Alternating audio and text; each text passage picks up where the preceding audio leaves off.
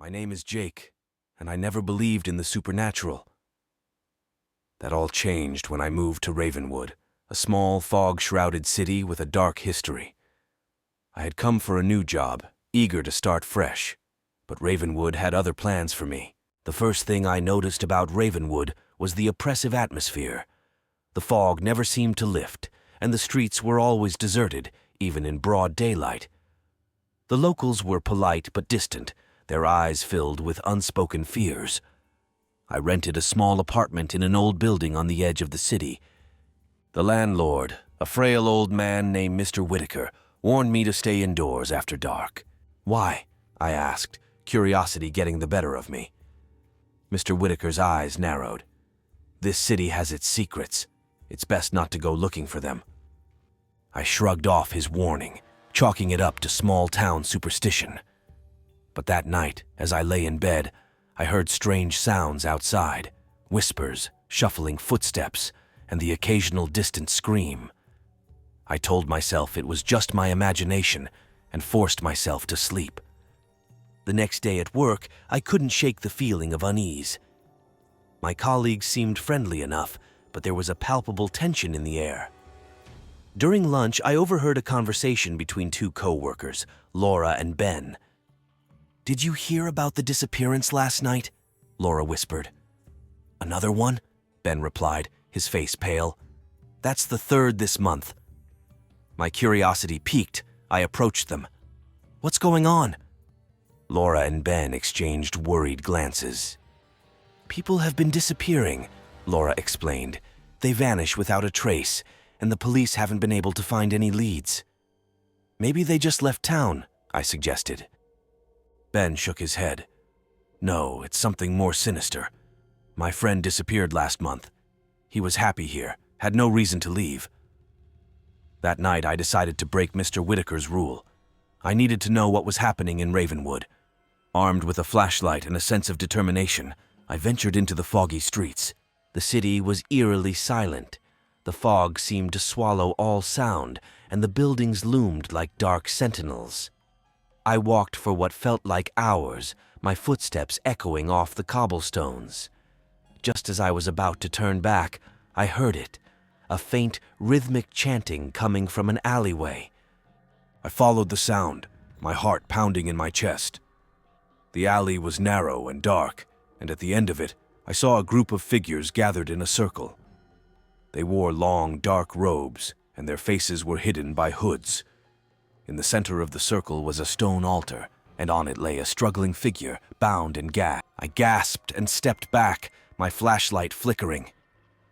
The chanting grew louder, and I could feel a malevolent presence in the air.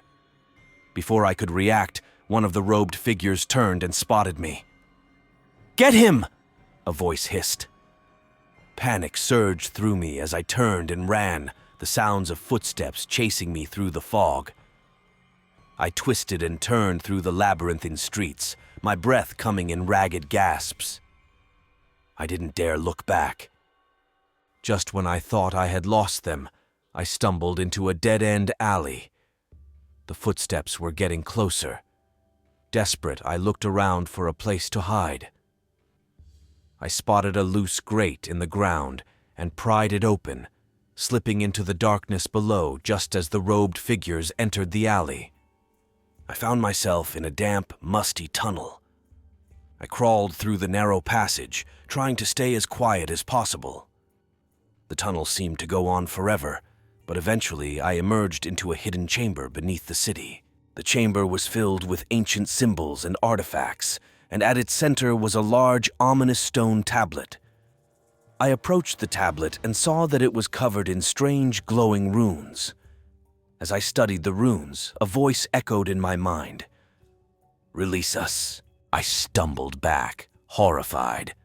The runes began to pulse with a sinister light, and the air grew thick with malevolent energy.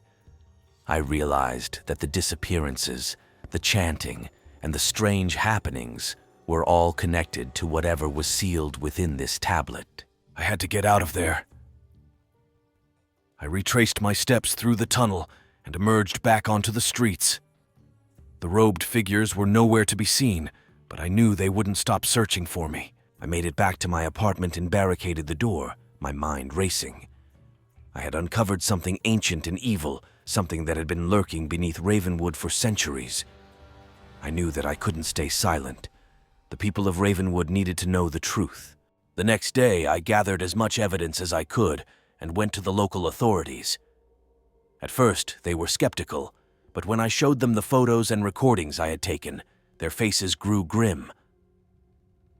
"We've suspected something like this for a long time," the police chief admitted.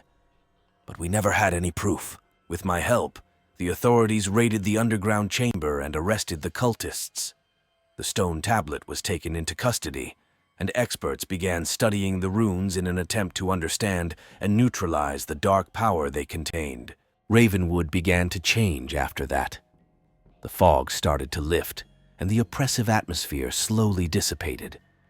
People stopped disappearing, and the city began to heal. As for me, I left Ravenwood, but the memories of that terrifying night stayed with me. I had faced the darkness and survived, but I knew that there were still mysteries and dangers lurking in the shadows, waiting for the next unsuspecting soul to uncover them.